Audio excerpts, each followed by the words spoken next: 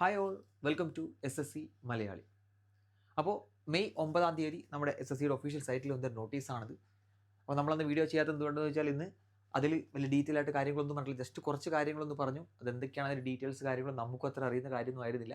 അപ്പോൾ അതുകൊണ്ട് ആ വീഡിയോ ചെയ്യാത്ത. പക്ഷേ ഇപ്പോൾ ഒരുപാട് കുട്ടികൾ നമുക്ക് പേഴ്സണൽ മെസ്സേജ് അയച്ചിട്ട് സാർ ഈ വൺ ടൈം രജിസ്ട്രേഷൻ എന്താ മാറ്റം വന്നത്, എന്താണ് ആധാർ ഒതൻറ്റിക്കേഷൻ എന്താ സംഭവം എന്നൊക്കെ മെസ്സേജ് അയക്കുന്നുണ്ട്. അപ്പോൾ അതിൽ എനിക്കറിയാവുന്ന കുറച്ച് കാര്യങ്ങൾ ഞാനൊന്ന് പറഞ്ഞുതരാം. ഒന്ന്, വേറെ ഒന്നുമില്ല, മെയിനായിട്ട് SSC ഉദ്ദേശിക്കുന്നത് എന്താ വെച്ചാൽ ഇപ്പോൾ റെയിൽവേയിൽ നമുക്കറിയാം ആധാർ ഒതൻറ്റിക്കേഷൻ നടക്കുന്നുണ്ട്, അതായത് പരീക്ഷേൻ്റെ ഇടയ്ക്ക് അത് SSCയിലോട്ട് കൊണ്ടുവരുന്നത് മാത്രമേ ഉള്ളൂ. അപ്പോൾ നമ്മളിപ്പോൾ അതിൻ്റെ ഡീറ്റെയിൽസ് എങ്ങനെയാണ് കാര്യങ്ങളൊന്നും ഇതിൽ കൃത്യമായിട്ട് പറഞ്ഞിട്ടില്ല. പക്ഷേ നമുക്ക് ചെയ്യേണ്ട കുറച്ച് കാര്യങ്ങളുണ്ട്. ഒന്നെന്ന് പറഞ്ഞാൽ നമ്മുടെ ഡീറ്റെയിൽസ് എല്ലാം കറക്റ്റാക്കി വെക്കുക എന്നുള്ളത്. അത് ഡീറ്റെയിൽസ് കറക്റ്റ് ആക്കിയിട്ടുള്ള ഒരു പ്രശ്നം എന്ന് പറഞ്ഞാൽ നമ്മുടെ റിസൾട്ട് വിത്തുകളുടെ നമ്മൾ മാർക്ക് ഉണ്ടെങ്കിലും റിസൾട്ട് വിത്തുകളുടെ പോകാൻ ചാൻസ് ഉണ്ട്. റിസൾട്ട് വിത്തുകളുടെ പോയി കഴിഞ്ഞാൽ പിന്നെ അതിൻ്റെ പിന്നാലെ നടക്കുക എന്ന് പറഞ്ഞാൽ വളരെ ചൊറ പിടിച്ചൊരു കാര്യമാണ്. നമ്മൾ എന്തൊക്കെ നമ്മുടെ അടുത്തല്ല തെറ്റെന്ന് പറഞ്ഞാലും ചെറിയൊരു മിസ്റ്റേക്ക് അങ്ങോട്ടും ഇങ്ങോട്ട് വന്നു കഴിഞ്ഞാൽ പിന്നെ റിസൾട്ട് അവർ വിത്തുകളുടെ ആക്കി വെക്കും. പിന്നെ അതിൻ്റെ പിന്നാലെ ഇപ്പോൾ നമുക്ക് പേഴ്സണലി അറിയുന്നതിന് ഒരുപാട് പേര് അങ്ങനെ റിസൾട്ട് വിത്തുകളുടെ ആയിട്ട് നല്ല മാർക്കുണ്ട്, റാങ്ക് ലിസ്റ്റിൽ കയറി പോസ്റ്റ് കിട്ടി, പക്ഷെ ഇപ്പോഴും ജോലി കയറാൻ പറ്റാത്ത അവസ്ഥയാണ്. അപ്പോൾ ആ ഒരു പരിപാടി നമുക്ക് ഒഴിവാക്കാൻ വേണ്ടിയിട്ടാണ് ഇങ്ങനത്തെ കാര്യങ്ങളൊക്കെ പറയുന്നത്. അപ്പോൾ മെയിനായിട്ട് ചെയ്യേണ്ട കാര്യം എന്ന് പറഞ്ഞാൽ ഇതിൽ പറഞ്ഞിട്ടുള്ള രണ്ട് കാര്യം ഒന്ന് ഇത്രേ ഉള്ളൂ.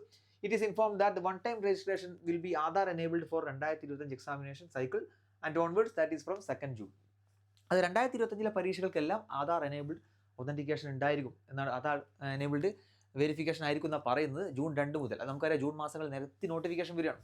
അപ്പോൾ അതെല്ലാം നമ്മൾ ഇനി ആധാർ എനേബിൾഡ് ഇതിൽ വേണ്ടിയിട്ട് നമ്മൾ ചെയ്യേണ്ടി വരും. അപ്പോൾ അതാണ് മെയിനായിട്ട് ഒന്ന് പറഞ്ഞിട്ടുള്ളത്.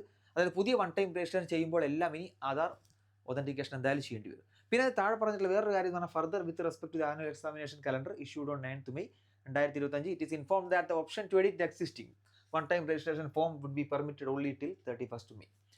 വേറൊരു കാര്യം രണ്ടാമത്തെ പാരഗ്രാഫിൽ പറഞ്ഞിട്ടുള്ളത്, ഇനി ഓൾറെഡി വൺ ടൈം രജിസ്ട്രേഷൻ ചെയ്ത് വെച്ച് ആരെങ്കിലും ഉണ്ടെങ്കിൽ അവർക്ക് അവരുടെ ഡാറ്റ എഡിറ്റ് ചെയ്യാനുള്ള അവസരം മെയ് 31 വരെ ഉണ്ടായിരിക്കും എന്നാണ് പറഞ്ഞിട്ടുള്ളത്. ഇതിൻ്റെ അപ്പുറത്തോട്ട് വേറെ എന്താ കാര്യങ്ങൾ, ഇനി അങ്ങോട്ട് എന്തൊക്കെയായിരിക്കും സംഭവിക്കുക, മെയ് 31 കഴിഞ്ഞാൽ പിന്നെ എന്താ അവസ്ഥ, അതൊന്നും ഇതിൽ പറഞ്ഞിട്ടില്ല.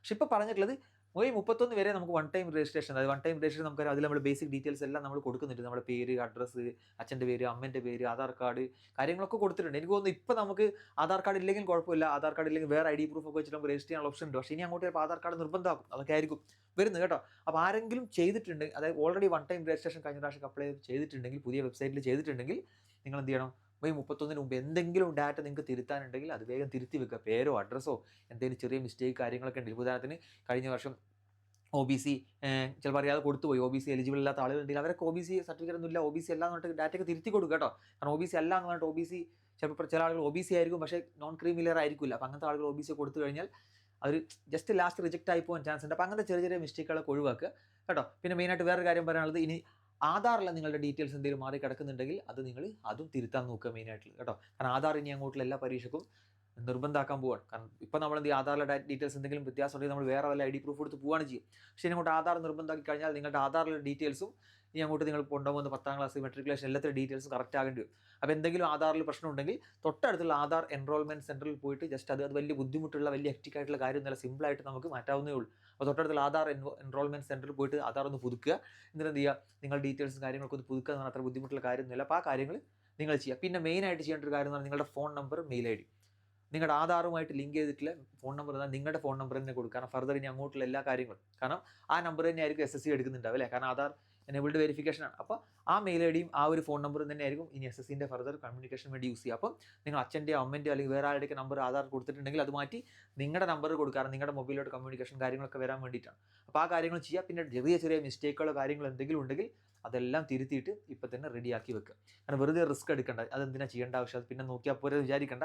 ഇതാണ് പറഞ്ഞിട്ടുള്ളത്, മെയ് 31 വരെ തിരുത്താനുള്ള അവസരമുണ്ട്. അപ്പോൾ ഈ മെയ് 31 ഉള്ളിൽ നിങ്ങൾ രണ്ട് കാര്യങ്ങൾ ചെയ്യുക. ഒന്ന്, ആധാറിൽ എന്തെങ്കിലും തിരുത്താനുണ്ടെങ്കിൽ അത് തിരുത്തുക.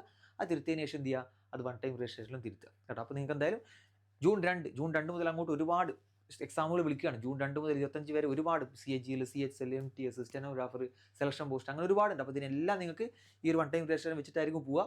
അപ്പോൾ എന്തെങ്കിലും മിസ്റ്റേക്ക് ഉണ്ടെങ്കിൽ അത് തിരുത്തി വെക്കുക കേട്ടോ. അപ്പോൾ അത് പിന്നെ അത് എന്താ ചെയ്യുക വെച്ച് നടന്നിട്ട് കാര്യമില്ല. കാരണം ഭയങ്കര ബുദ്ധിമുട്ടുള്ള കാര്യമാണ്. റിസൾട്ട് അങ്ങനെ വിത്തുകളുടെ പോയാൽ അത് പിന്നെ അതിൻ്റെ പിന്നാലെ നടന്ന് അത് ശരിയാക്കി എടുക്കാൻ 1-2 വർഷം എടുക്കും. അത് ഭയങ്കര ഹെക്റ്റിക് ആയിട്ടുള്ള ബുദ്ധിമുട്ടാണ്. അപ്പോൾ അതിന് ആരും അതിന് വേണ്ടിയിട്ട് വെയിറ്റ് ചെയ്യേണ്ട കേട്ടോ.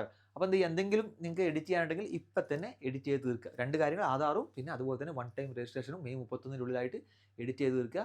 പിന്നെ അത് ഭാവിയിലൊരു ബുദ്ധിമുട്ട് നിങ്ങൾക്ക് ഉണ്ടാക്കരുത്. ഓക്കെ, അപ്പോൾ ഇത്രയാണ് മെയിനായിട്ട് ഇതിനെപ്പറ്റി പറയാനുള്ളത്. ബാക്കിയുള്ള കാര്യങ്ങളൊന്നും നമുക്ക് വലിയ അറിവായിട്ടില്ല. കാരണം എന്തൊക്കെയാണ് SS ഉദ്ദേശിച്ചത്, എനിക്കൊന്ന് മെയിനായിട്ട് RRB ചെയ്യുന്ന പോലെ തന്നെ SSC ചെയ്യാനായിരിക്കും അവർ ഉദ്ദേശിച്ചിട്ടുണ്ടാവുക. ബാക്കിയുള്ള കാര്യങ്ങളൊക്കെ നമുക്ക് വരുമ്പോൾ ഓരോ നോട്ടീസൊക്കെ വരുമ്പോൾ നമുക്ക് മനസ്സിലാവും. പിന്നെ ഒരു എക്സാം കണ്ടക്ട് ചെയ്യുമ്പോൾ തന്നെ ഏകദേശം ഐഡിയ കിട്ടും എന്താണ് SSC ഉദ്ദേശിച്ചത്, ഇനി അങ്ങോട്ട് വൺ ടൈം രജിസ്ട്രേഷനൊക്കെ എഡിറ്റ് ചെയ്യാൻ എന്തൊക്കെയാണ് അവസരം എന്നുള്ളത് ഇനി അങ്ങോട്ട് ഓരോ വീഡിയോസ് ചെയ്യുമ്പോൾ മനസ്സിലാവും. അപ്പോൾ ഈ ഒരു കാര്യം നിങ്ങൾ നിർബന്ധമായിട്ട് ഇപ്പോൾ തന്നെ ചെയ്തു വെക്കുക. ഇത് അങ്ങോട്ട് പിന്നെ റിസ്ക് എടുക്കേണ്ട, ഓൾറെഡി ചെയ്ത് വെച്ചവർ മാറ്റുക.